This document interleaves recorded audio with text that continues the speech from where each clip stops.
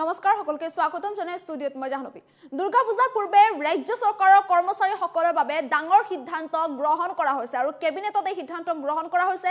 যিসকল ৰাজ্য চৰকাৰৰ কৰ্মচাৰী আছে কৰ্মচাৰীসকলে 1 কোটি টকা লাভ কৰিব কোনে কোনে লাভ কৰিব লৈ আহিছো তাৰ সবিশেষ ৰাজ্য চৰকাৰৰ কৰ্মচাৰীৰ বাবে ডাঙৰ খবৰ আৰু যেহেতু দুৰ্গা পূজাৰ পূৰ্বে ৰাজ্য চৰকাৰৰ কৰ্মচাৰীসকলৰ বাবে এইদৰে ডাঙৰ সিদ্ধান্ত ঘোষণা কৰা হৈছে চাকৰি কালত দুৰ্ঘটনাত মৃত্যু হলে লাভ কৰিব 1 কোটি ৰাজ্য চৰকাৰৰ কৰ্মচাৰীসকলে চাকৰি কৰি থকা সময়ছোৱাত যদিহে কোনো কাৰণত দুৰ্ঘটনাত পতিত হৈ মৃত্যু খাবতি লয় তেন্তে 1 কোটি টকা লাভ কৰিব ইনস্যুৰেন্স প্ৰিমিয়াম হিচাপে দিয়া হ'ব এই 1 কোটি টকা দুৰ্ঘটনাত পতিত হৈ যদিহে কোনো কৰ্মচাৰীয়ে বিশেষভাৱে সক্ষম হয় তেন্তে 80 লাখ টকা লাভ কৰিব ৰোগত আক্ৰান্ত হৈ কোনো চৰকাৰী কৰ্মচাৰীৰ মৃত্যু হলে পৰিয়ালটোৱে সকলো চৰকাৰী সুবিধা লাভ কৰিবলৈ সক্ষম হ'ব আনহাতে অতিৰিক্তভাৱে পৰিয়ালটোৱে 10 লাখ টকাকৈ লাভ কৰিব মুখ্যমন্ত্ৰী ডক্টৰ হিমন্ত বিশ্ব শৰ্মাই এইদৰে বৃহৎ ঘোষণা কৰিছে দুৰ্গা পূজাৰ পূৰ্বে ৰাজ্য চৰকাৰৰ কৰ্মচাৰীসকলৰ বাবে এইদৰে ডাঙৰ ঘোষণা কৰা হৈছে আৰু আজিৰ কেবিনেটত এই ডাঙৰ সিদ্ধান্ত গ্ৰহণ কৰা হৈছে মুখ্যমন্ত্ৰীগৰাকীয়ে এই ঘোষণা কৰিছে ৰাজ্য চৰকাৰৰ যিসকল কৰ্মচাৰী আছে কৰ্মচাৰীসকলৰ বাবে নিশ্চয়কৈ ডাঙৰ খবৰ ৰাজ্য চৰকাৰৰ কৰ্মচাৰীসকলে চাকৰি কালত বা চাকৰি কৰি থকা সময়ছোৱাত যদিহে কোনো ধৰণৰ দুৰ্ঘটনাত পতিত হয় আৰু দুৰ্ঘটনাত পতিত হৈ মৃত্যু খাবতি লয় তেন্তে তেওঁলোকৰ পৰিয়ালে 1 কোটি টকা লাভ কৰিবলৈ সক্ষম হ'ব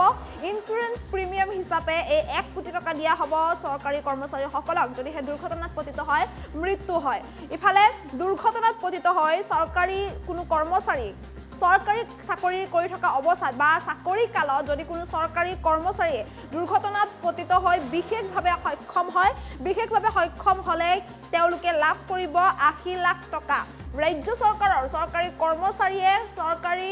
চাকৰি কৰি থকা সময়ছোৱাত বা চাকৰি কালত যদিহে কোনো কাৰণত যিকোনো দুৰ্ঘটনাত পতিত হয় বিশেষভাৱে সক্ষম হ'বলগীয়া হয় তেন্তে তেওঁলোকে 80 লাখ টকা লাভ কৰিব আৰু যদিহে কোনো চৰকাৰী কৰ্মচাৰীয়ে চাকৰি কালত ৰোগত আক্ৰান্ত হৈ মৃত্যু খাবতি লয় তেন্তে মৃত্যু খাবতি ললে পৰিয়ালটোৱে সকলো ধৰণৰ চৰকাৰী যি সা সুবিধা আছে সকলো ধৰণৰ সা সুবিধা লাভ কৰিবলৈ সক্ষম হ'ব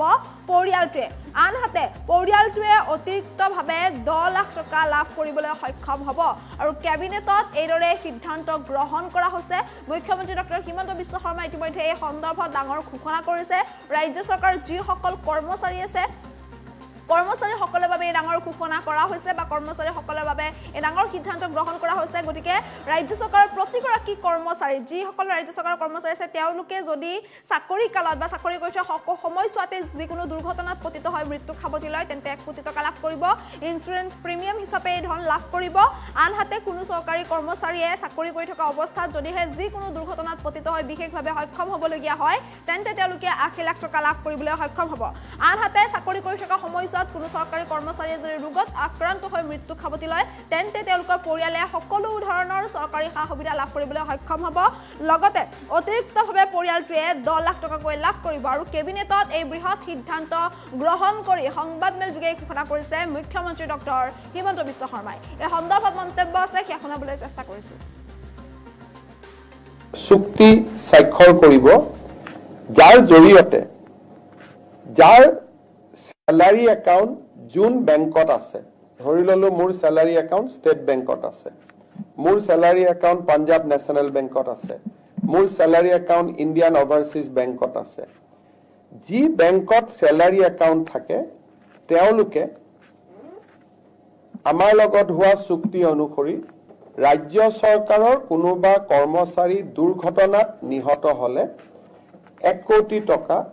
পৰিয়াললৈ তেওঁলোকে ইনস্যুৰেন্স প্ৰিমিয়াম হিচাপে আগবঢ়াব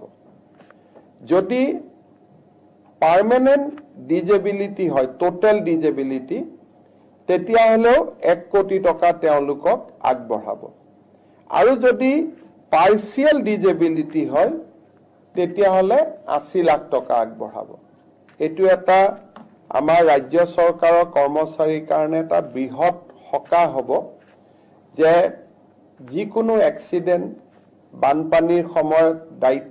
চৰকাৰী কাম কৰোতে আৰক্ষীয়ে সন্ত্ৰাসবাদীৰ বিৰুদ্ধে যুঁজোতে এই ধৰণৰ ঘটনা প্ৰবাহত পৰিয়ালটোৱে নিহত হলে 1 কোটি টকা লাভ কৰিব আৰু পাৰ্মানেন্ট ডিজেবিলিটি হলে 1 কোটি টকাই পাব পাৰ্চিয়েল ডিজেবিলিটি হলে 80 লাখ টকা পাব। আৰু যদি বেমাৰত মৃত্যুবৰণ কৰে চৰকাৰে দিয়া গোটেই খা সুবিধাবিলাকৰ উপৰিও এই এগ্ৰিমেণ্টৰ জৰিয়তে বেংকটোৰ পৰাও তেওঁলোকে 10 লাখ টকা অতিৰিক্তকৈ পাব। তাৰমানে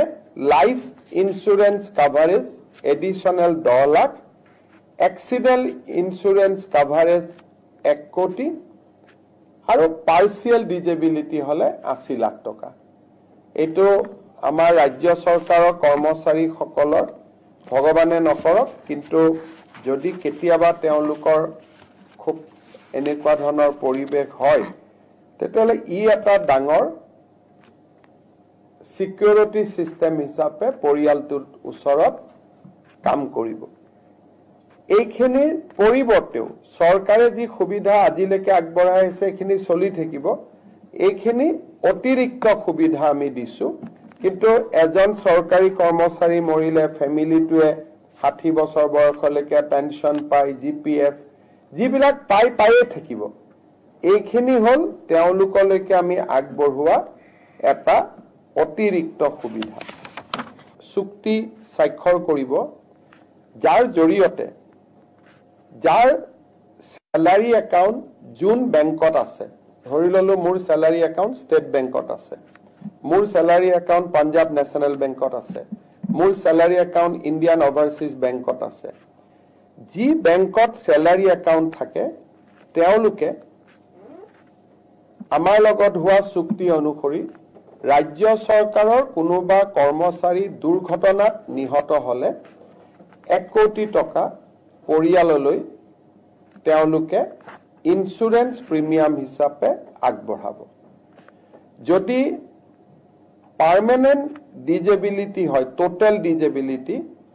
তেতিয়াহলেও 1 কোটি টকা তেওঁলোকক আগবঢ়াব। আৰু যদি পাৰ্চিয়েল ডিজেবিলিটি হয় তেতিয়াহলে 80 লাখ টকা আগবঢ়াব। এইটো এটা আমাৰ ৰাজ্য চৰকাৰৰ কৰ্মচাৰীৰ কাৰণে এটা বৃহৎ সকাহ হ'ব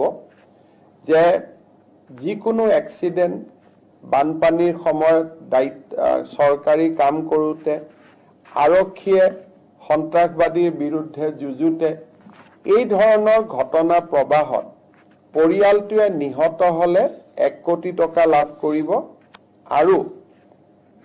পাৰ্মানেন্ট ডিজেবিলিটি হলে 1 কোটি টকাই পাব, পাৰ্চিয়েল ডিজেবিলিটি হলে 80 লাখ টকা পাব। আৰু যদি বেমাৰত মৃত্যুবৰণ কৰে চৰকাৰে দিয়া গোটেই খা সুবিধাবিলাকৰ উপৰিও এই এগ্ৰিমেণ্টৰ জৰিয়তে বেংকটোৰ পৰাও তেওঁলোকে 10 লাখ টকা অতিৰিক্তকৈ পাব। তাৰমানে life insurance coverage additional 10 lakh, accident insurance coverage 1 কোটি আৰু পাৰ্চিয়েল ডিজেবিলিটি হলে 80 লাখ টকা।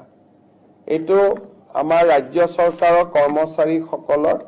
ভগৱানে নকৰক, কিন্তু যদি কেতিয়াবা তেওঁলোকৰ খুব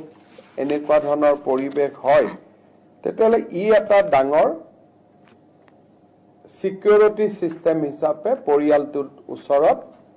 কাম কৰিব। এইখিনিৰ পৰিৱৰ্তেও চৰকাৰে যি সুবিধা আজিলৈকে আগবঢ়াই আছে এইখিনি চলি থাকিব। এইখিনি অতিৰিক্ত সুবিধা আমি দিছো, কিন্তু এজন চৰকাৰী কৰ্মচাৰী মৰিলে ফেমিলিটোৱে 60 বছৰ বয়সলৈকে পেনশন পায়, জিপিএফ যিবিলাক পায়ে থাকিব। এইখিনি হল তেওঁলোকলৈকে আমি আগবঢ়োৱা এটা অতিৰিক্ত সুবিধা। চুক্তি স্বাক্ষৰ